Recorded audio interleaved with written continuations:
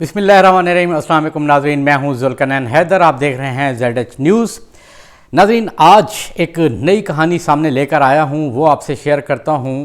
और वो कहानी बड़ी दिलचस्प है कि एक नया मोड़ सामने आ गया है चेयरमैन नैब के हवाले से।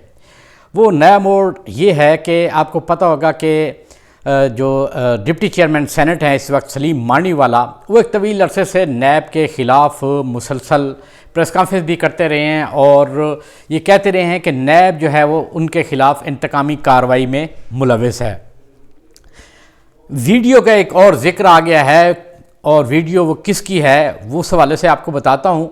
और जो दूसरी खबर है वो ये है कि जो ओपन बैलेटिंग के हवाले से समाज चल रही है, उसमें एक नया इंकशाफ जो सामने आया है। नया इंकशाफ इसलिए है क्योंकि वो सुप्रीम कोर्ट से आया है, मगर उस हवाले से एक रेफरेंस भी मैं आपको दूंगा कि जो मंशियात के धंधे में मुलविस लोग हैं वो सियासतदानों को कैसे पैसा देते हैं, क्या उसमें वाकई मुलविस हैं, उस पर भी बात करेंगे। तो सबसे पहले बात करते हैं वीडियो स्कैंडल की जो चेयरमैन नैब का था। आपको याद होगा कि तैयबा नूर जो कि ख़ातून अचानक से सामने आई थी और जिसने वो वीडियो भी लीक की थी कि चेयरमैन नैब जो हैं वो उनके साथ बैठे हुए हैं, वो मैं अल्फाज नहीं दोहराना चाहता क्योंकि वो इखलाक के से गिरी हुई बात हो जाती है। वो अचानक से अब सामने आई हैं और उनका राब्ता हुआ है deputy chairman senate Salim Mandviwalla से। जो लेटर लिखा है वो लेटर भी आप देख सकते हैं स्क्रीन पर। उसमें उन्होंने लिखा है कि जनाब चेयरमैन नैब जो हैं अभी उनको हरासा कर रहे हैं और उनके पास कुछ और वीडियोस भी मौजूद हैं, ऑडियोज़ भी मौजूद हैं। इसके साथ साथ जो सबसे अहम जो बात उन्होंने की, उन्होंने ये बात की कि सिर्फ़ नैब जो ख़वातीन गिरफ़्तार होती हैं सिर्फ़ उनकी खुफिया वीडियो नहीं बनाता, बल्कि उन्होंने ज़िक्र किया कि साबिक़ वज़ीर आज़म की बेटी की भी वीडियो बनाई गई। यानी ज़िक्र हुआ मरियम नवाज़ का कि उसकी भी वीडियो बनाई गई है। उसकी जो उसके सबूत हैं, उन्होंने ये भी दावा किया है कि उनके पास सबूत भी मौजूद हैं और वह सबूत सलीम मांडीवाला को देना चाहती है। यहाँ पे बड़ा इंतहाई अहम सवाल कि सलीम मांडीवाला से रब्ता किसने कराने की कोशिश की है, कौन इस सूरत हाल से फ़ायदा उठाना चाहता है, सलीम मांडीवाला ने कैसे उन तक आप कह लें कि जो हमारे पास इतलात हैं कि उन तक मैसेज गया है कि एक सलीम मांडीवाला को लेटर लिखा जाए और उसने एक लेटर लिखा है। अगर आप तहरीर देखें तो उस तहरीर से वाज़ेह तौर पे लगता है कि ये किसी एक्सपर्ट बंदे ने बात लिखी है। ये एक आम खातून जो है वो ये बात नहीं कर सकती। उनको सारी चीज़ें बताई गई हैं जिसके बाद उसने ये लेटर लिखा है। और सलीम मांडीवाला को लेटर लिखने का मतलब क्लियर ही है कि जो सलीम मांडीवाला का केस चल रहा है उस हवाले से नैब के ऊपर दबाव डालना है, सारी चीज़ें हैं। क्योंकि उस ख़त के अंदर उन्होंने जो ये वीडियोज़ का जिक्र किया है कि जी शवाहिद मौजूद हैं, ख़ुद तैयबा नूर कहती है जी उसकी भी वीडियो बनाएगी। इसी तरह और ख़वातीन जो गिरफ़्तार होती हैं उनकी भी नैब वीडियो बनाता है और मरियम नवाज़ का उन्होंने जिक्र किया कि उसकी भी वीडियो बनी है। आपको याद होगा कि एक दफ़ा नून लीग की जानिब से भी ये आवाज़ उठाई गई थी कि जी वाशरूम से वीडियो बनाई जाती है, लेकिन जब हमने उसको नैब से चेक किया था तो पता चला था तो वहाँ तो वाशरूम ही नहीं है। फिर उसके बाद ख्वाजा साद रफ़ीक भी कहते रहे, शहबाज शरीफ भी कहते रहे, मगर कोई सबूत जो है वो ये ना दे सके, लेकिन सिर्फ़ इल्ज़ामात की हद तक ये वो बात करते रहे। ये जो ख़त है वो लिखा गया है और ये इंतहाई अहम है। उसमें उसने कहा जी अब वो मिलना चाहती हैं।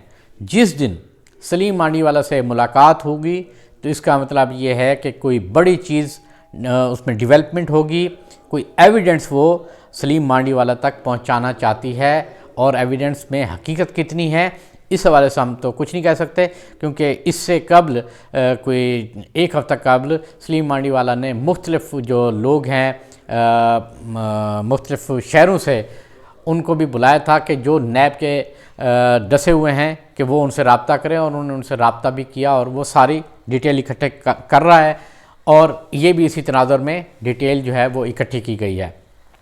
नाज़रीन, अब बात करते हैं हम जो सुप्रीम कोर्ट में सेनेट के ओपन बैलेटिंग के हवाले से बात चल रही है, उसमें वज़ीर-ए-आज़म पाकिस्तान की जानिब से भी ये कहा गया था कि वो ओपन बैलेटिंग इसलिए कराना चाहते हैं कि ये जो ख़रीद व फ़रोख्त की मंडी है सेनेट में, उसको बंद किया जाए।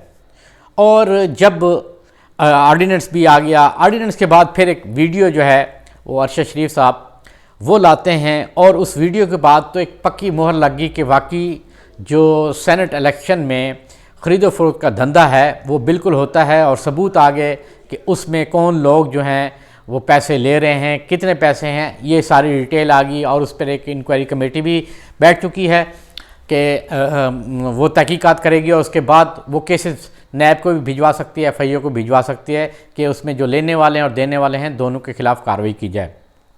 तो आज सुप्रीम कोर्ट में हियरिंग के दौरान जस्टिस इजाज़ुल एहसन ने बड़े अहम जो रिमार्क्स हैं वो ये दिए हैं।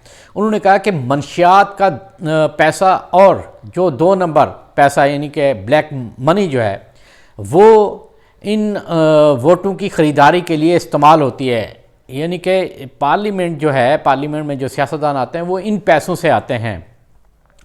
और उन्होंने चीफ इलेक्शन कमिश्नर से बात की कि आपको इस पर नज़र रखनी चाहिए, और फिर ये भी बात की कि एटलीस्ट और कुछ नहीं तो आप बार कोड ही जो बैलेट पेपर है उसके ऊपर लगाया जाए तो पता चलाया जा सकता है कि वोट किसने किसको दिया है। लेकिन इसमें एक अहम बात जो मैं आपको बताता हूँ, ANF इंटेलिजेंस ने आज से कोई 1.5 महीना पहले एक कार्रवाई की थी। उस कार्रवाई के दौरान एक बैनुल-अक़वामी मंशियात स्मगलर जिसका नाम तूराबाज खान है उसको गिरफ़्तार किया था, और उसके एक साथी था इखलाक, उनको भी। और ये मंशियात जो पकड़ी गई थी ये कोलंबो जा रही थी, मगर वो ऑस्ट्रेलिया और दीगर ममालिक भी मंशियात भिजवाता रहता था। उस तूराबाज खान ने दौरान तफ्तीश ये भी इंकशाफ किया कि वो जो अपना पैसा है वो मुख्तलिफ़ सियासतदान के इंतखाबात में लगाता है, वो MNA के इलेक्शन हो, वो MPA के इलेक्शन हो, या वो सेनेट के इलेक्शन हो। तो जो सुप्रीम कोर्ट ने आज बात की है कि मंशियात का पैसा, तो वो ख़बर जो है बिल्कुल दुरुस्त जा रही है। ये ख़बर मास मीडिया में भी आई थी कि तूराबाज खान ने ये दौरान तफ्तीश इंकशाफ किया है कि वो सियासतदानों को पैसे देते हैं। इसका मतलब वाज़ेह तौर पर है कि पार्लियामेंट आते ही 2 नंबर पैसे से है, जायज़ पैसे से आ ही नहीं सकती। और अगर जब 2 नंबर पैसे से आएगी तो वो कैसे अवाम के लिए काम करेगी? वो जो सियासतदान हैं उन्हीं के लिए काम करेंगे, वो जो पैसा देते हैं उन्हीं के ही धंधे चलेंगे। इसीलिए उनके जो मंशियात का काम है वो चलता रहता है। अगर कहीं पकड़े भी जाते हैं तो फाइलें दब जाती हैं, इंक्वायरी दब जाती हैं। इसलिए वो पैसा खर्च करते हैं कि ताकि उनके ख़िलाफ़ कोई कार्रवाई ना हो सके, उनके ख़िलाफ़ कोई एक्शन ना हो। तो सुप्रीम कोर्ट की जो आज की बात है वो बिल्कुल साबित हो गई है। आज सुप्रीम कोर्ट ने चीफ इलेक्शन कमिश्नर से ज़रा नाराज़गी का भी इज़हार किया है कि जो वतन पार्टी में केस है उसमें हमने इंतखाबात के हवाले से वाज़ेह तौर पे चीज़ें लिखी हुई हैं। क्या आपने उस फैसले को पढ़ा है? जिस पर चीफ इलेक्शन कमिश्नर कहना था कि उन्होंने फ़ैसला नहीं पढ़ा। उन्होंने कहा जब आपने फ़ैसला नहीं पढ़ा तो आप आगे करेंगे क्या? उन्होंने बल्कि आज इलेक्शन कमिश्नर पर ये बात की है कि भाई पूरे मुल्क पर हुकूमत आप लाते हैं और आपकी ये बुनियादी ज़िम्मेदारी है कि आप इस सारे मामले को देखें। जो वीडियो सामने आई उस हवाले से सुप्रीम कोर्ट ने यह भी कहा कि 2018 की वीडियो है और आपको पता तक नहीं है कि ये धंधा हो रहा था। आप यहाँ कर क्या रहे हैं? आपको तो सारे सिस्टम को ठीक करना चाहिए। क्यों कि आपकी बुनियादी जिम्मेदारी है कि आप ऐसे लोगों को यहाँ पर लेकर आते हैं, उनको उनके इलेक्शन के ऊपर जो खर्च हो रहा है वो कहाँ से खर्च हो रहा है, पैसा कहाँ से आ रहा है, इसको जानना बुनियादी जिम्मेदारी आपकी है। जैसे कि अभी जो सेनेट के उम्मीदवार हैं इनकी लिस्टें नैब को भी गई हुई हैं, FIA को भी, स्टेट बैंक को भी, FBR को भी। उसमें अब 4 बेसिकली पॉइंट हैं और जो पॉइंट है जी नैब से वो पूछते हैं कि क्या इन उम्मीदवार के ख़िलाफ़ कोई केस है जिसमें ये कन्विक्टेड हों। इसी तरह FIA से भी वो पूछते हैं कि जी बताएं। FBR स्टेट बैंक की अहमियत इसलिए ज़्यादा है कि अगर वो ये कह दें कि जी डिफ़ाल्टर हैं तो फिर वो इलेक्शन में हिस्सा नहीं ले सकते। मगर दूसरी जो बात यह है कि भले कितने लोग हैं जिनके खिलाफ नैब में इंक्वायरी और रेफरेंस चल रहे हैं, मगर उनके ऊपर पाबंदी नहीं लगाई जा सकती कि जब तक सज़ा नहीं होगी तब तक वो नहीं होगी। बिल्कुल ठीक है, मगर दूसरी तरफ जो डिफ़ाल्टर हैं वो अगर उनकी आ जाए रिपोर्ट तो वो इलेक्शन में हिस्सा नहीं ले सकते। ये जो अब ये सिलसिला शुरू किया है पिछले चंद सालों से इलेक्शन कमीशन ने कि जी कम अज़ कम ये डिटेल तो जो है वो तो आनी चाहिए, बहुत अच्छा ये इक़दाम है और इसको जारी भी रखना चाहिए। मगर बात हुई है कि इतना महंगा जो इलेक्शन किया जाता है इसके ऊपर नज़र रखनी चाहिए कि ये लोग कहाँ से पैसा कमाते हैं। कोई भी अपनी जेब से इतना पैसा ऐसे नहीं लगा सकता जब तक उसको ये उम्मीद ही ना हो कि आगे मैं जाऊंगा किसी अहम जगह पर बैठूंगा और वहाँ से डबल पैसा कमाऊंगा। क्योंकि कोई भी सियासतदान 1 करोड़ के लगा के आए वो मुफ्त में नहीं जाता, वो कहता है कि कम से कम 3 से 4 करोड़ रुपया मैंने मिनिमम बात की है, वो इसीलिए आता है। तो आज की जो समाअत है वो इंतहाई ख़ास तौर पर इस हवाले से अहम है कि पार्लियामेंट के अंदर जो सियासतदान आते हैं वो आते किस पैसे से हैं। नाज़रीन, ये थी 2 अहम इश्यूज़ थे, ये आपसे मैंने शेयर किए हैं। इंशाअल्लाह मज़ीद नई ख़बरों के साथ फिर हाज़िर होऊंगा, तब तक के लिए अल्लाह।